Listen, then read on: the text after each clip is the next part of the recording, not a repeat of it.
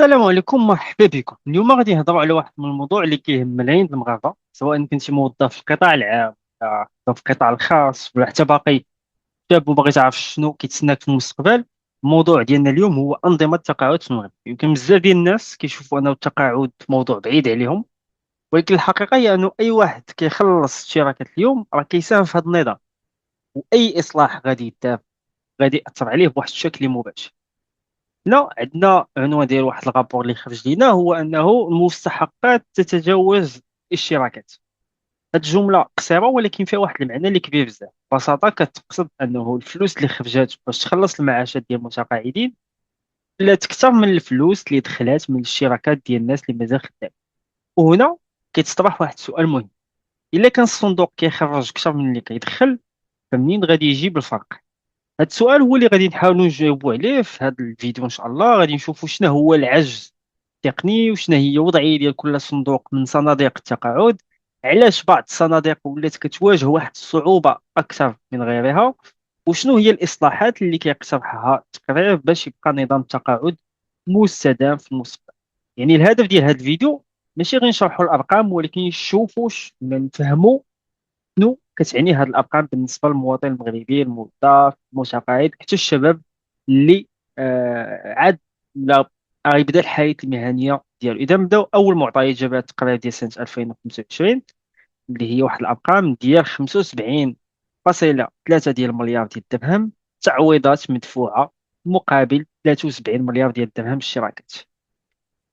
هاد الارقام هي اللي كتلخص لنا وضعيه ديال انظمه التقاعد في 2025. قبل ما نفسروا هاد الارقام خصنا نعرفوا انه اي نظام تقاعد راه كيقوم على واحد المبدا بسيط: الناس اللي مازال خدامين كيخلصوا الاشتراكات ديالهم كل شهر، وهاد الاشتراكات هي اللي كتمول جزء كبير من المعاشات اللي كيتوصلوا بها المتقاعد. يعني خاص دائما يكون توازن ما بين الفلوس اللي داخله والفلوس اللي خارجه.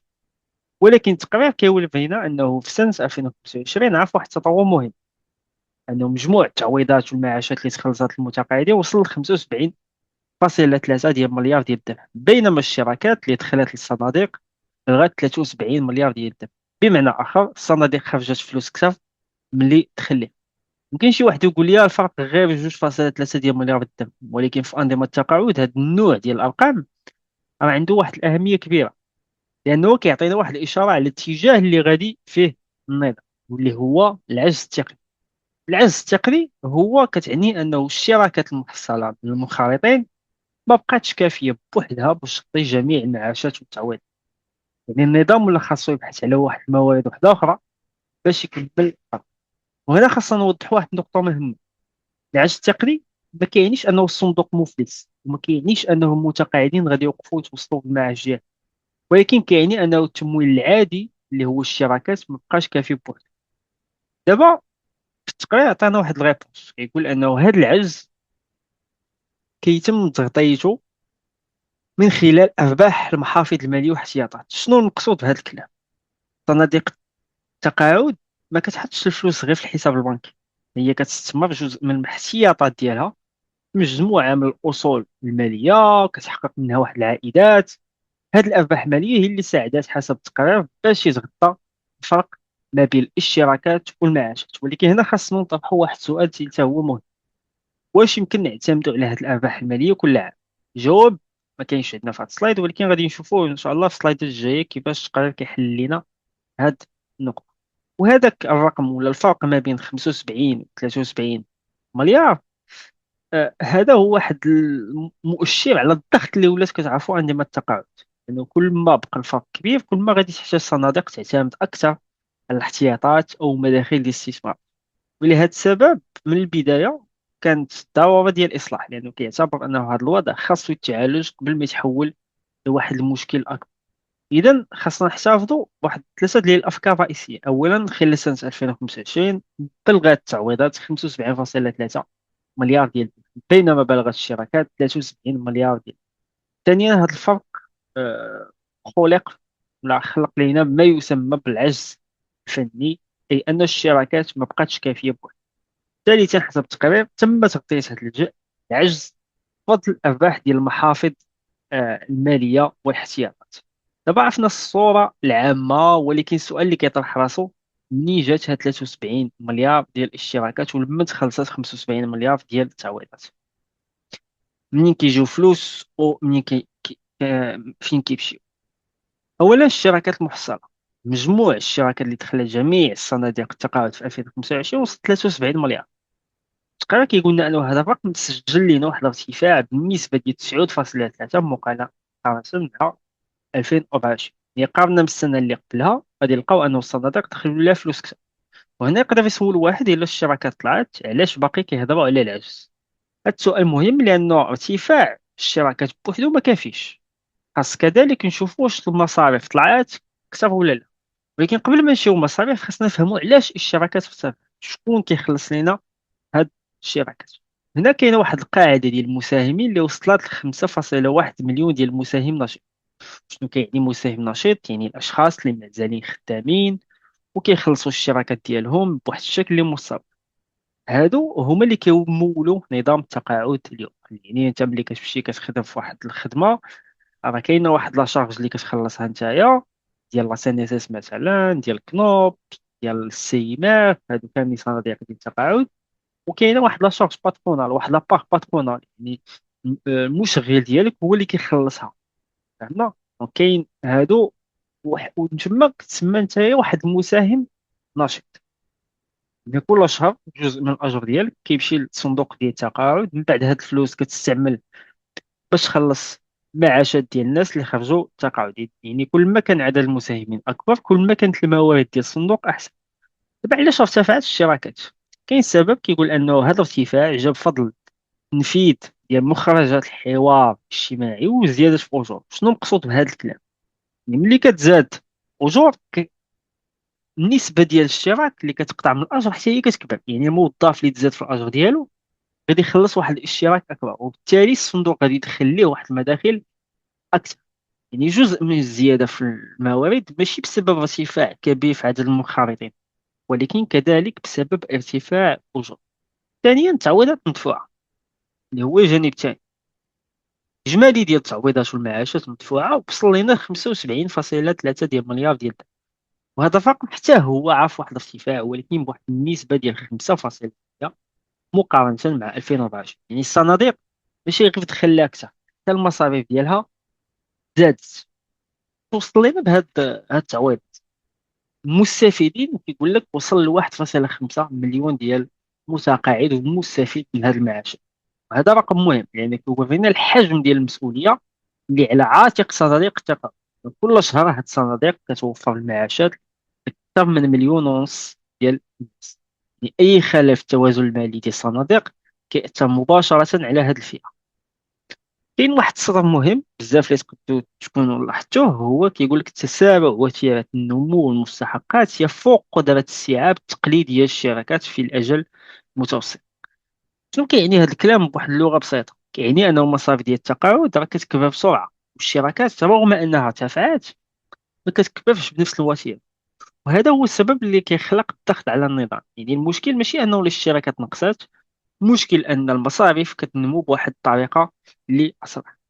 اذا في هذا السلايد شفنا انه في هذا البارتي شفنا انه مجموعه ديال المعطيات. الشركات وصلت 73 بواحد الارتفاع ديال 9.3 مقارنه مع 2024. عدد المساهمين النشيطين وصل لنا ل 5.1 مليون. الزياده في المداخيل كانت مدعومه بالزياده في الاجور اللي ناتجه عن الحوار الاجتماعي.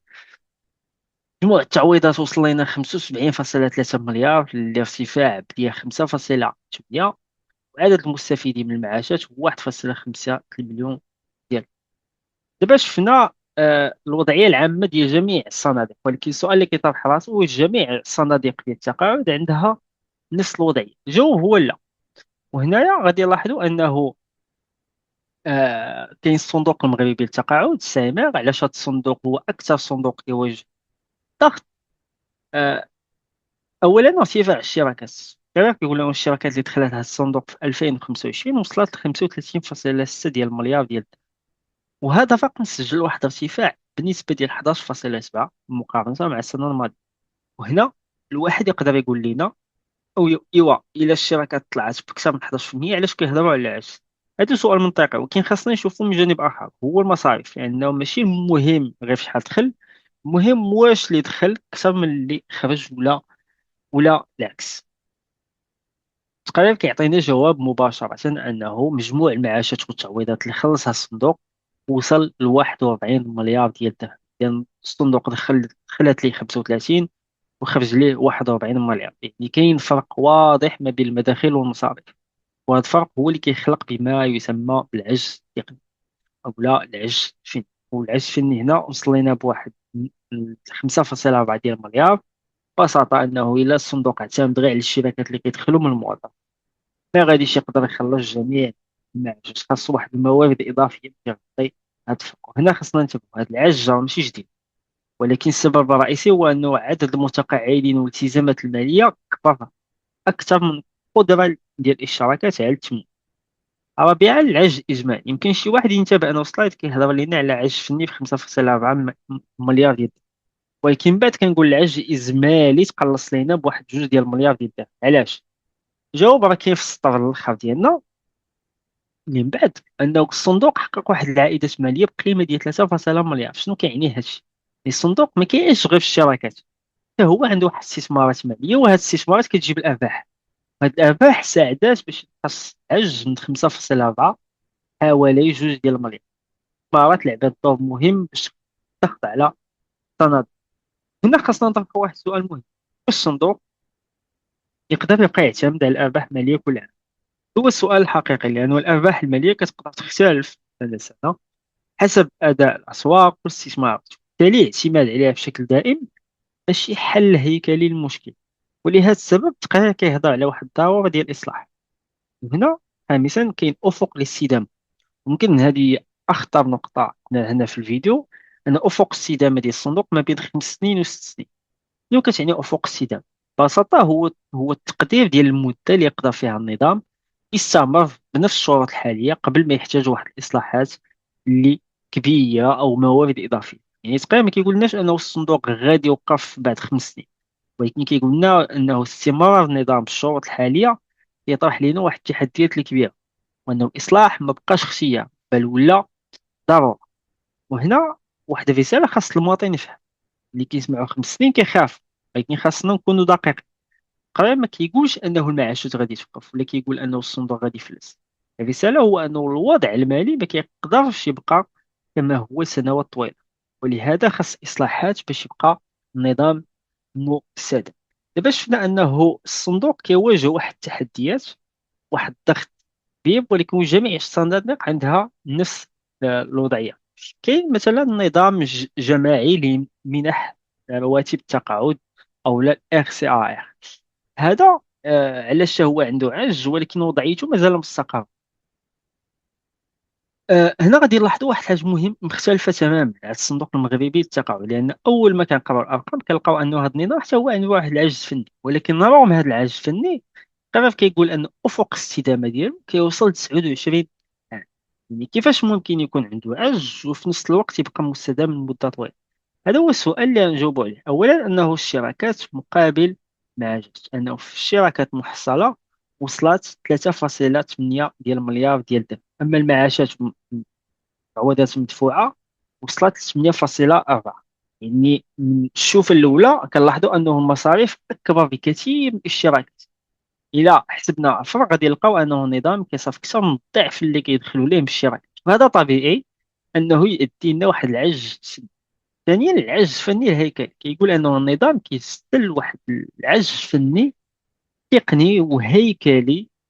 تعريف التاريخي شنو كتعني هذه العبارة؟ كتعني ان طريقة احتساب الشراكات كانت معتمدة تاريخيا ما بقاتش كافية باش تغطي الالتزامات الحالية للنظام. يعني المشكل ماشي مرتبط في سنة 2025، بل هو واحد المشكل هيكلي تراكم مع مرور السنوات.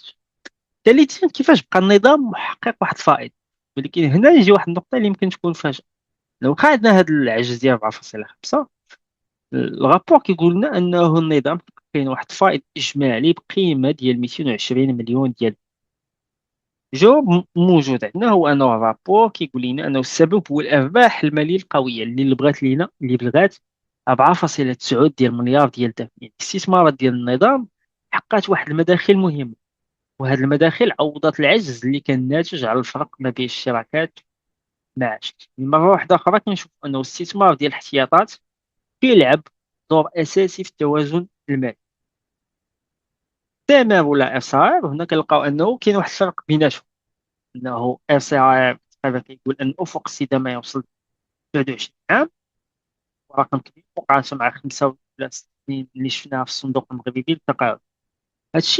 هادشي راجع القوة ديال الاحتياطات المتبقية. يعني النظام مازال عنده احتياطات مالية مهمة، والاستثمارات ديالو كتحقق واحد العائدات قوية، وهذا اللي كيعطيه قدرة أكبر على الاستثمار. يعني خاصنا ننتبهوا، هادشي مكيعنيش أنه النظام عنده واحد المشاكل، لأنه هنايا الرابور نيت هنا أنه كاين واحد العجز فني فيهم بجوج، غا هو الاحتياطات الحالية اللي كتخليه أكثر راحة مقارنة ببعض الصناديق. دابا شفنا جوج صناديق، الأول كيواجه واحد الضغط كبير، والثاني عنده احتياطات قوية. ولكن كاين واحد أكبر صندوق اللي كيهم ملايين أجراء في القطاع الخاص، واللي هو لا سنسس، صندوق الضمان الاجتماعي. صندوق الضمان الاجتماعي وهو ثالث أكبر نظام تقاعد اللي جا في هذا التقرير اللي كنعرفو حنا كاملين بالسنسس. هذا كيهم بالدرجة الأولى، بالدرجة الأولى الأجراء اللي خدامين في القطاع الخاص. يعني بزاف ديال المغاربة كيخلصوا الشراكات ديالهم كل شهر في هذا الصندوق، وبالتالي المهم يفهموا الوضعية المالية ديالهم. أول حاجة خصنا نعرفو هي أنه التقارير ما كتقولش أنه الصندوق كيعاني من واحد العجز اليوم، بالعكس كيقول أنه النظام مازال كيسجل لنا واحد الفائض، ولكن هذا الفائض بدا كيتراجع. وهذا هو اللي خصنا نفهمه. الأولى أنه الشراكات بلغت 20.3 ديال المليار ديال 2025 فرع التقاعد داخل السنس. هذا الرقم كيبين أن الصندوق مازال كيجمع موارد مهمة من ملايين الأجراء المشغلين، وهذه الشراكات هي المصدر الرئيسي لتمويل المعاشات. ثانيا التعويضات من جهة المصاريف، تقريبا أنه كيقول التعويضات والمعاشات بلغت 18 ديال المليار ديال. يعني إلا قارنا الرقمين غادي نلقاو أن الشراكات مازال أكبر من التعويضات، وهذا معناه أنه النظام مازال كيسجل واحد الفائض تقني. ولكن التقرير كيركز لنا على واحد النقطة واحدة أخرى، الفائض الإجمالي. أنه الصندوق حقق واحد الفائض إجمالي القدر ديالو 2.4 ديال المليار ديال الدرهم، وهذا معناه أنه النظام خلال 2025 مازال عنده مداخيل أكثر من المصاريف. ولكن إلا وقفنا هنا بوحدو غادي نلقاو ولا غادي نعطيو واحد الصورة ناقصة، لأنهم بعد كيقولوا أنه هذا الفائض بدا كيتعرض للضغط. علاش هذا الرابور كيحذرنا من هذا الضغط؟ لأنه وتيرة ديال نمو التعويضات وصلت 8.8، بينما وتيرة نمو الشراكات وقدات لينا 5.2. يعني هنا هذه الأرقام ببساطة، المعاشات اللي كيخلصها الصندوق كتكبر بسرعة أكبر من الموارد اللي كيدخلها. يعني اليوم مازال كاين فائض، ولكن إلا بقات هذه التعويضات كتأثر من الشراكات عام ورا عام، فمن الطبيعي أنه هذا الفائض غادي ينقص تدريجيا. وهذا هو اللي التقرير كيعتبره مصدر قلق. باش نفهموها، انه تخيلي عندك واحد الشركه، المداخيل ديالها كتكبر ب 5%، ولكن المصاريف ديالها كتكبر ب 9%. اليوم يمكن الشركه رابحه، ولكن لا بقات بهذه الوتيره لعده سنوات، الارباح غادي يبقاو ينقصوا ويمكن يتحولوا لخسائر. مثل المنطق تقريبا كيطبقوا التقرير على هذا النظام التقاعد. ولهذا السبب ما كيكتفيش بالنظر الى وضعيه ديال سنه واحده، ولكن كيهتم باتجاه العام. اخر نقطه جا بها الرابور هي انه افق الاستدامه. لا سي ان اس اس عندها تقلص لها افق الاستدامه الى 10 سنين فقط. هذا الرقم كيعني ان النظام الى استمرت نفس المؤشرات الحاليه غادي يحتاج اصلاحات خلال افق الزمن. ولذلك التقرير كيقول بصراحه يستدعي تعديلات مقياسيه سريعه. شنو هي التعديلات؟ كاينين بزاف ديال التعديلات اللي باغيين يديروها، ولكن قبل ما نوصلوا خاصنا نعرفوا شنو خاص المواطن يفهم. كاينه واحد الرساله مهمه، انه ماشي اي صندوق عنده فائض ما عندوش مشاكل. كذلك نشوف كيفاش كتنمو الشراكات، كيفاش كتنمو التعويضات. يعني لولا المصاريف بقات كتكبر بواحد السرعة أكبر من الموارد، فهاد الشيء كيخلق واحد الضغط على المدى الطويل، حتى إلا كان الصندوق اليوم مازال محقق واحد الفائض. دابا من بعد ما حللنا الصناديق ثلاثة الكبرى، بقى سؤال مهم، شنو هي الأسباب المشتركة اللي خلات جميع هاد الأنظمة توصل لهذه المرحلة؟ لا كاينين ثلاثة الأسباب تقدروا تكونوا عارفينهم، اللي هو الضغط الديموغرافي. يعني تراشح المؤشر الديموغرافي لواحد فاصلة نشيط لكل متقاعد. يعني كل واحد متقاعد كيخدم عليه 1.7 ديال الاشخاص، اللي كيقلل ولا كيقلص القدره ديال التمويليه المباشره للشركات.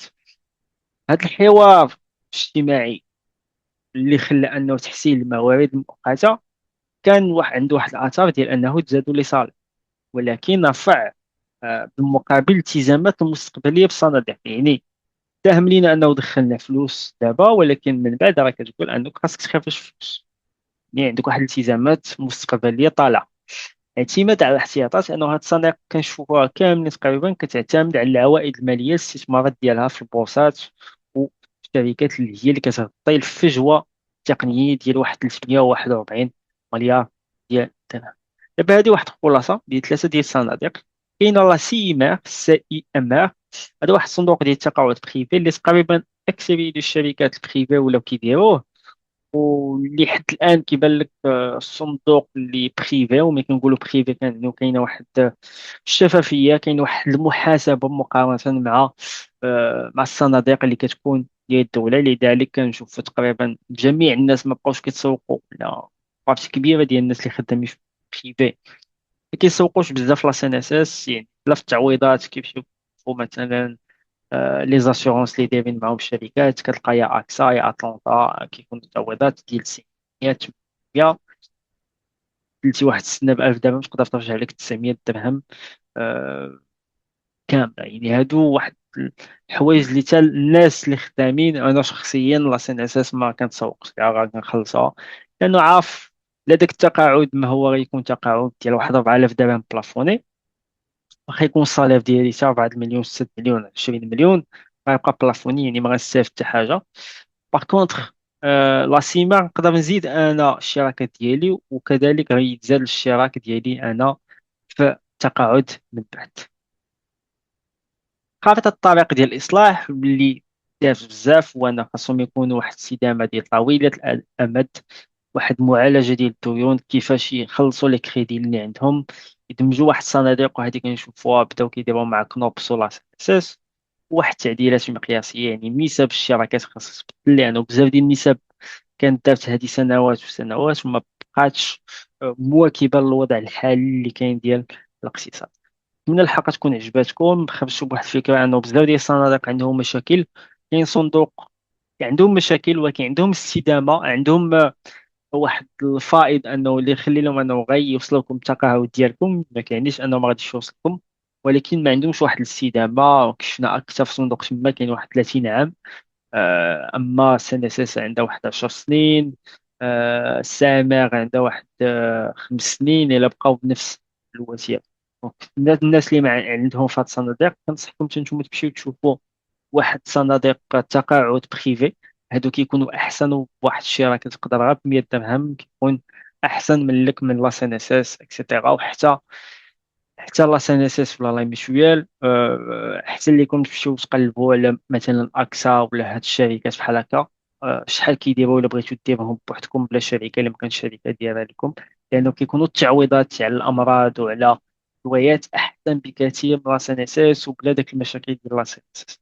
نتمنى الحلقه تكون عجبتكم، ما تنساوش ديروا لايك سبسكرايب. نلقاو ان شاء الله في فيديو